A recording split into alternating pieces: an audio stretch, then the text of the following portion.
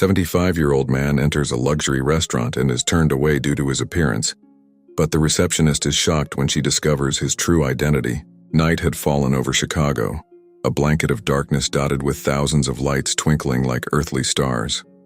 On Michigan Avenue, the pulsing heart of the metropolis, the incessant flow of cars and people began to wane, though it still kept its characteristic rhythm.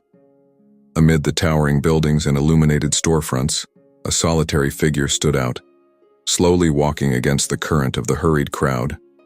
Antonio Silva, 75 years old, was a man who carried the weight of his age not only on his hunched shoulders, but also in the tired gaze that scanned the urban horizon. He wore simple, worn clothes, a faded plaid shirt, battered khaki pants, and shoes long lost their shine. His gray hair, tousled by the cold night wind, framed a face marked by time and hardships. As he walked, Antonio tightly held a small plastic bag. Inside, he kept his most precious possession, an old yellowed passport, but still legible. It was more than just a document, it was proof of his identity, his existence, and the key to what he hoped would be a life-changing evening. Antonio's destination that night was the Fasano, one of the city's most exclusive and expensive restaurants. Located in the heart of the Gardens neighborhood, the establishment was known for its elite clientele and sophisticated menu. For Antonio, it represented much more than just a dinner. It was the culmination of years of waiting, postponed dreams, and a deep desire for reconciliation. As he approached the restaurant, Antonio felt his heart race. The soft lights emanating from the Fasano's windows seemed inviting yet intimidating at the same time. He paused for a moment, watching luxury cars arrive, unloading impeccably dressed men and elegantly dressed women. The contrast with his own appearance could not have been more striking. Taking a deep breath, Antonio gathered all the courage he could and took his first steps toward the restaurant's entrance. The doorman, a tall and well-dressed man, gave him a look of surprise as soon as he spotted him. "Can I help you, sir?" the doorman asked, his voice a mix of politeness and skepticism. Antonio cleared his throat, feeling his throat dry. "Good evening," he said with a hoarse but firm voice. "I have a reservation for tonight." The doorman raised an eyebrow, incredulous. His eyes scanned Antonio from head to toe, noting every detail of his humble appearance. "A reservation? Are you sure you're at the right place?" "Yes, I'm sure," Antonio replied, maintaining his composure. "The reservation is under the name Silva. Antonio Silva." The doorman hesitated for a moment, clearly uncomfortable with the situation. Finally, with a resigned sigh, he opened the door. "Please, wait in the lobby. I'll check your reservation." Antonio entered the restaurant, immediately feeling out of place. The interior of Fasano was a monument to opulence. Crystal chandeliers hung from the high ceiling, tables covered with pristine white linen, shiny silverware under the soft light. The murmur of conversations and the clinking of glasses created an atmosphere of sophistication that seemed to swallow Antonio whole. At the reception, a young woman elegantly dressed greeted him with a barely concealed look of surprise. "Good evening, sir. How can I assist you?" "Good evening," Antonio said, trying to maintain his composure. "I have a reservation for tonight, under the name Antonio Silva." The receptionist frowned, her fingers quickly sliding over the screen of a tablet. "I'm sorry, sir, but I'm not finding any reservation under that name for tonight." Antonio felt a knot form in his stomach. "Please, check again. I'm sure the reservation was made." The young woman looked at him with a mix of pity and impatience. "Sir, I've already checked twice. There's no reservation in your name. Maybe you've got the date or restaurant wrong." At that moment, Antonio noticed some nearby patrons beginning to observe the scene, whispering among themselves. He could feel the weight of their gazes, a mix of curiosity and disdain. "No, I haven't made a mistake," Antonio insisted, his voice trembling, betraying his growing anxiety. "Please, can you check one more time? It's very important to me." The receptionist sighed, clearly irritated. "Sir, I've told you there's no reservation. This is an exclusive restaurant, and all the tables are reserved in advance. I suggest you find another place to dine." Her words hit Antonio like a punch to the stomach. He felt his legs weaken and had to lean on the reception desk to avoid falling. All his plans, all his hopes, seemed to crumble before his eyes. It was then that he remembered the passport. With trembling hands, Antonio pulled out the document from the plastic bag. "Please," he said, extending the passport to the receptionist. "Look at this. It's proof of who I am." The young woman took the passport with reluctance, opening it carefully as if she feared it might disintegrate in her hands. Her eyes widened as she read the name and saw the photo, now faded but still recognizable. This doesn't change the fact that there's no reservation, sir," she stammered, returning the passport. At that moment, a tall, well-dressed man approached the reception desk. His face displayed a mix of concern and irritation. "What's the problem here?" he asked, his voice deep and authoritative. The receptionist seemed relieved to see him. "Mr. Mendez, this gentleman insists he has a reservation, but I can't find anything in our system." The man, whom Antonio presumed to be the restaurant manager, turned his attention to him. His eyes swept over Antonio from head to toe, a barely concealed look of disapproval on his face. "Sir?" he began in a tone blending condescension and firmness. "I believe there has been some mistake. This is a high-end establishment and all our reservations are carefully checked. If your name isn't on our list, I'm afraid we can't accommodate you." Antonio felt a wave of despair wash over him. Everything he had hoped for, all the distance he had traveled, seemed to be ending in an abrupt and humiliating way. But he couldn't give up. Not now. Not when he was so close. "Please," Antonio pleaded, his voice choked with emotion. "I need to speak with David Silva. He works here, doesn't he? I think he's the head chef. Please tell him Antonio Silva is here to see him." Mr. Mendez and the receptionist exchanged surprised glances. The name of the head chef clearly meant something to them. "How do you know Chef David?" Mr. Mendez asked, his voice now tinged with suspicion. Antonio hesitated for a moment. The truth was too complicated to explain in that tense moment. But he knew he had to say something, anything that could open a door. I'm his father," Antonio said finally, his voice barely a whisper. The silence that followed was deafening. Mr. Mendez looked stunned, his expression a mix of shock and disbelief. The receptionist covered her mouth, stifling a small gasp of surprise. "This is impossible," Mr. Mendez murmured, more to himself than to anyone else. Chef David never mentioned. He always said his father had died years ago. Antonio felt the weight of those words like a blade piercing his heart. The pain of rejection, of an inverted abandonment, was almost unbearable. But he held on, clinging to the last glimmer of hope he had left. "Please," he said, his voice now firm despite the emotion threatening to overflow. "I know it's hard to believe, but I'm begging you, let me speak with him. Let me explain, it's all I'm asking." Mr. Mendez seemed to be wrestling with an internal battle. His gaze shifted between Antonio and the passport still lying on the reception desk. Finally, with a deep sigh, he nodded. "Wait here," he said, his tone now softer. "I'll speak with Chef David, but I can't promise anything." As Mr. Mendez walked away toward the kitchen, Antonio felt his legs weaken again. He leaned on the reception desk, trying to control his breathing and calm his racing heart. The receptionist, now visibly uncomfortable, offered him a glass of water, which he accepted with gratitude. The minutes that followed seemed to drag on forever. Antonio could feel the curious gazes of other patrons, the whispers that couldn't quite hide their curiosity. He wondered what David would be thinking at that moment, how he would react upon learning that his father, long absent, was there, standing in the reception of his restaurant. Finally, after what felt like an eternity, Mr. Mendez returned. His face was pale, and there was a look of discomfort in his eyes. "Mr. Silva," he said, his voice low and careful. "Chef David has agreed to see you. Please follow me." Antonio felt a wave of relief and anxiety wash over him.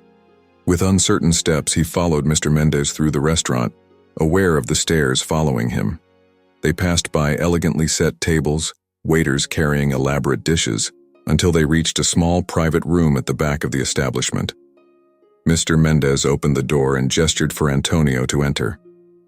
"Chef David will be here shortly," he said before leaving, closing the door behind him. Alone in the room, Antonio looked around. It was an elegant space with dark wood-paneled walls and a round table in the center, covered with an immaculate white tablecloth. A single candle flickering in the center of the table cast dancing shadows on the walls. Antonio sat in one of the chairs, feeling the weight of all the years, all the decisions, all the regrets settle on his shoulders.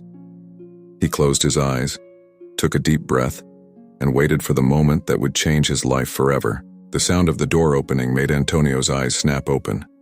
His heart raced as he saw the figure entering the room. A tall man, about 45 years old, dressed in the immaculate white uniform of a chef. His dark hair was carefully slicked back, and his brown eyes, identical to Antonio's, looked at him with a mix of emotions that were hard to decipher. David Silva closed the door behind him and stood for a moment, as if gathering the courage to approach.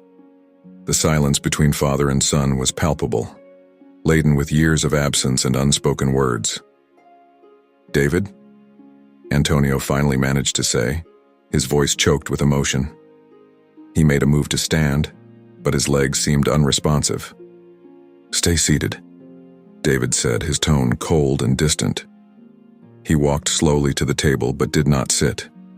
Instead, he rested his hands on the back of a chair, his fingers gripping the leather tightly. "What are you doing here?" The question, though expected, hit Antonio like a punch to the stomach. He swallowed hard, trying to find the right words. I came to see you, son. I needed to talk to you." David let out a bitter laugh. "After all these years? What could be so important that it brought you here now?" Antonio felt the weight of guilt and regret in every word from his son. "I know I don't have the right to show up like this, David. I know I hurt you deeply. But please give me a chance to explain." "Explain?" David repeated, his voice rising slightly. "What is there to explain? You abandoned your family, me and Mom, when I was just 10 years old, disappeared without a trace.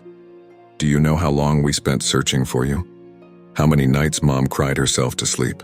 Antonio lowered his gaze, unable to face his son's accusing stare. "I know I made terrible mistakes, David. Not a day goes by that I don't regret the choices I made." "Mistakes?" David said, his voice now trembling with suppressed anger. "Abandoning your family isn't a mistake, it's cowardice." David's words cut deep, but Antonio knew he deserved every one of them. He took a deep breath, trying to summon the courage to continue. "You're right, David. I was a coward. But I need you to understand what led me to do what I did." David finally pulled out the chair and sat down, crossing his arms over his chest. His face was a mask of restrained emotions: anger, hurt, confusion, and perhaps a hint of curiosity. "I'm listening," he said tersely. Antonio nodded, grateful for the opportunity, however small it was. "Back then, things weren't going well for our family. I had lost my job, the bills were piling up, and I started drinking, a lot."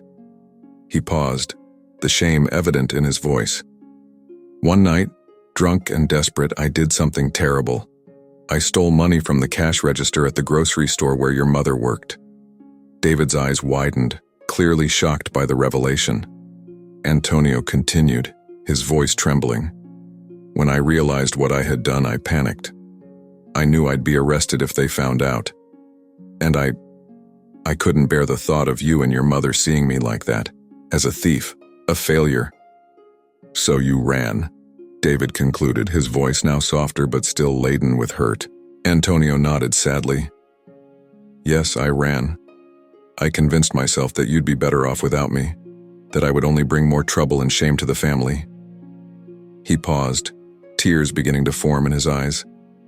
"It was the biggest mistake of my life, David. Not a day goes by that I don't deeply regret it." Silence fell over the room again, heavy and laden with emotion. David seemed to be processing everything he had heard, his face a mixture of conflicting emotions. "Why now?" he finally asked. Why after all this time? Antonio took a deep breath before answering. 6 months ago, I was diagnosed with terminal cancer. The doctors gave me at most a year to live. He saw the shock pass over David's face but continued. I realized I couldn't die without trying to make amends, without trying to fix what I broke. I've spent the last few months looking for you, trying to gather the courage to face what I had done. David leaned back in his chair, running a hand over his face in a gesture of exhaustion and disbelief. My God, he murmured. It's a lot to process. I know, Antonio said softly. And I understand if you can't forgive me. I just wanted you to know the truth and that I never, not for a second, stopped loving you and your mother.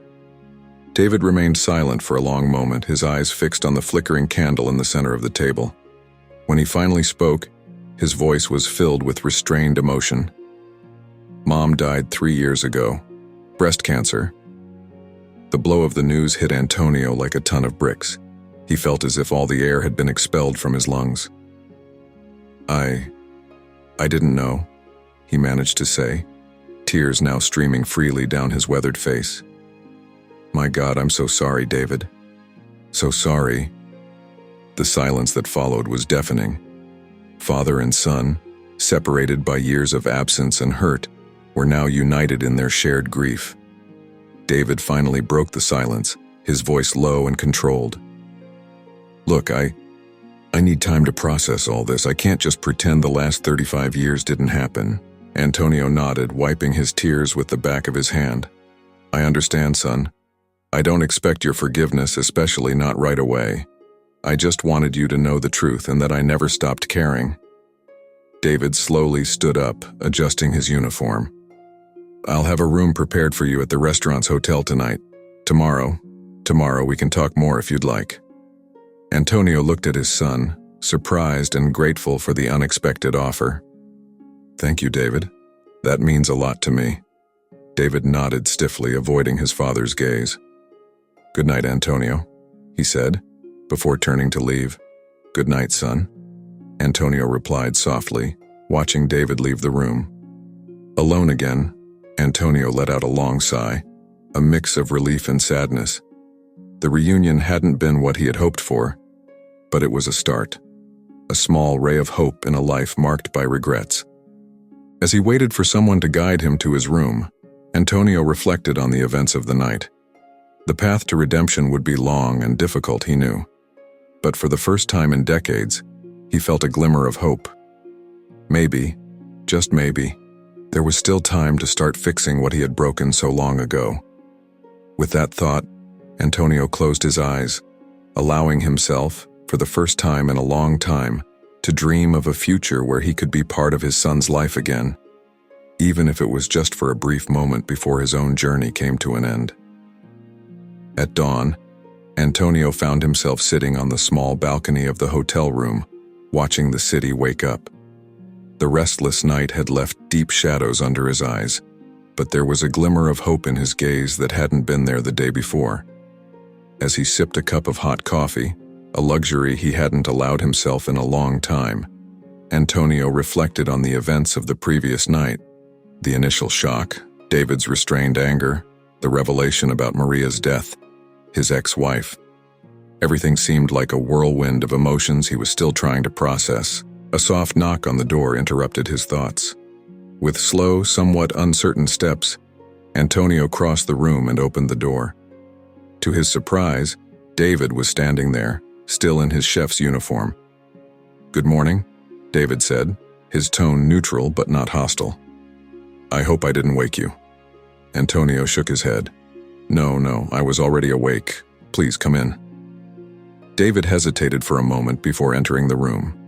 His eyes scanned the space, noting the unmade bed and the half-empty coffee cup on the balcony table.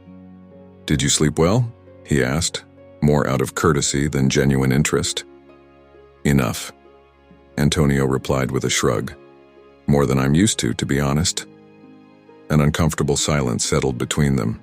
David seemed to be gathering courage to say something while Antonio waited anxiously, dreading what might come next. Finally, David spoke. I spent the night thinking about everything you told me yesterday. He paused, taking a deep breath. I won't lie, I'm still angry. 35 years is a long time, Dad. The word Dad made Antonio flinch. It was the first time he had heard David address him that way since their reunion. I know, Antonio replied quietly, and I understand your anger. You have every right to feel that way. David nodded, running his hand through his hair in a gesture of frustration. But also, I understand a little better now why you did what you did. It doesn't justify it, but it helps to understand. Antonio felt a lump forming in his throat. Thank you for trying to understand, son. I know I don't deserve it. Look, David continued, his voice now more firm. I can't promise that we'll fix everything. There's too much history, too much hurt. But I'm willing to try. At least to hear more about what happened to you all these years. David's words were more than Antonio had dared hope for. He felt tears forming in his eyes but held them back. That means a lot to me, David.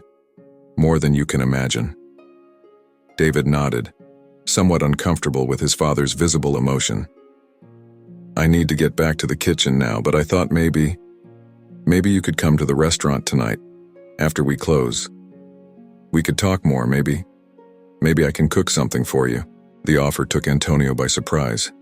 I would love that, son. Thank you so much. All right, David said, already moving toward the door. I'll see you at 11 p.m. then, at the restaurant's back entrance. As David left, closing the door gently behind him, Antonio allowed himself to collapse onto the bed, his emotions finally overflowing. Tears of relief, gratitude, and hope streamed down his weathered face. It was more than he deserved, more than he had ever expected. The rest of the day passed in a blur for Antonio. He alternated between overwhelming anxiety and cautious flashes of hope. By 10:45 p.m., he was already at the back entrance of Fasano, his heart pounding in his chest. At exactly 11 p.m., the door opened, and David appeared. Come in, he said, gesturing with his head.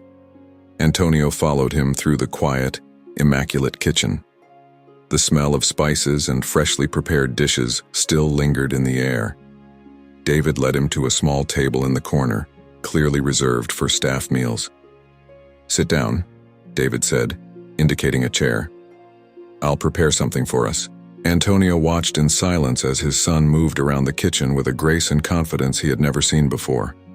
It was clear that David was in his element there, among pots and ingredients. After a few minutes, David returned to the table with 2 plates. Nothing too elaborate, he said, placing a plate in front of Antonio. Just a simple risotto. It was Mom's favorite dish. Antonio felt his heart tighten at the mention. Thank you, David. It looks delicious. They ate in silence for a few minutes, the only sound being the clinking of cutlery against plates. Finally, David broke the silence. So, he said, setting his fork aside, tell me what happened after you left. Antonio took a deep breath, preparing to relive the painful memories of the past 35 years. And so, between bites of risotto and occasional sips of wine, he began to tell his story. Hours passed as Antonio recounted his journey over the last 35 years. He talked about the early years of wandering from city to city, consumed by guilt and shame. He described the odd jobs he managed to find, always living on the fringes of society. He recounted the cold nights on the streets, the days of hunger, and the moments of despair when he almost gave up on everything. David listened attentively, his face a mask of restrained emotions. Occasionally, he would ask a question or seek clarification, but for the most part, he just listened.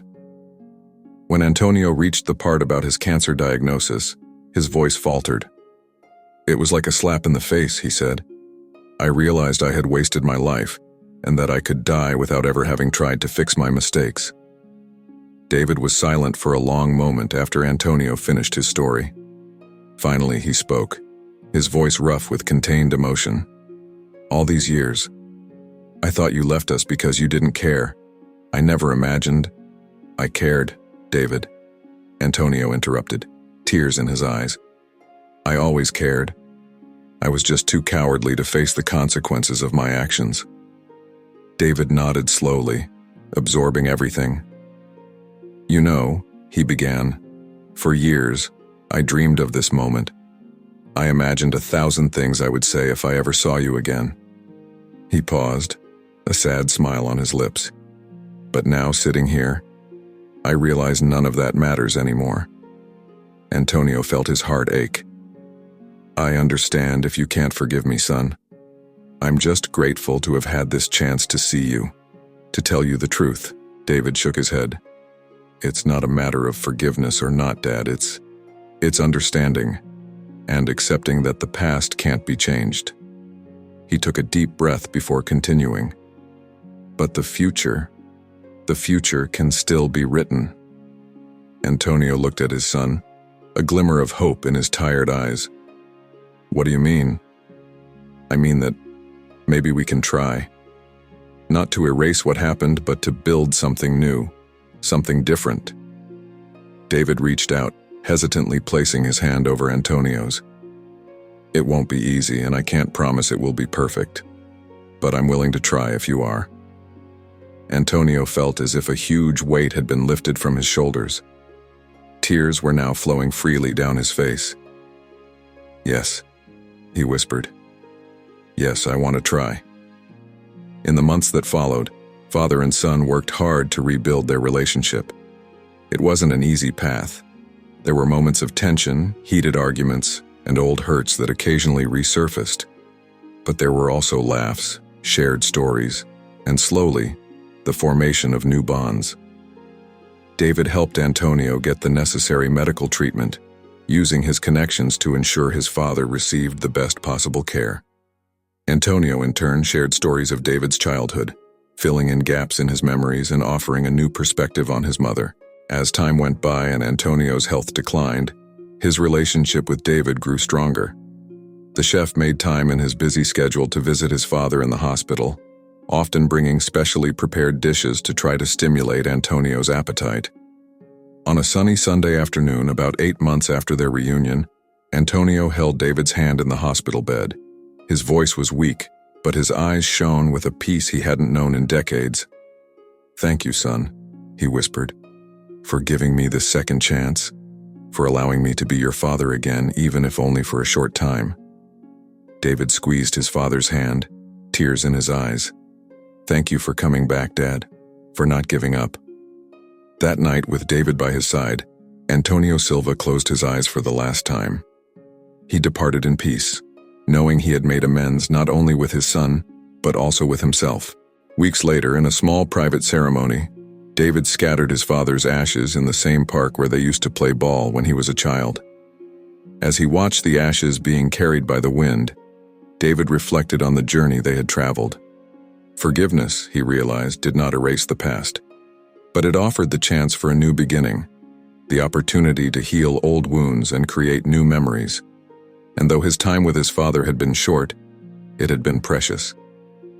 That night, back in the kitchen of Fasano, David created a new dish in honor of Antonio. A fusion of simple flavors his father loved with the sophisticated techniques he had perfected over the years. It was a perfect representation of his journey, a testament that sometimes it is possible to unite the past and the present to create something beautiful and meaningful. And so, through food and memories, the story of Antonio and David would live on, a reminder that it is never too late to seek forgiveness, to reconnect, and to find redemption. If you enjoyed the story and want to see more inspiring content like this, don't forget to subscribe to our channel. Click the subscribe button and turn on the notification bell so you never miss a video. Want to discover more emotional and transformative stories? Click the card above to explore other amazing videos we've specially prepared for you.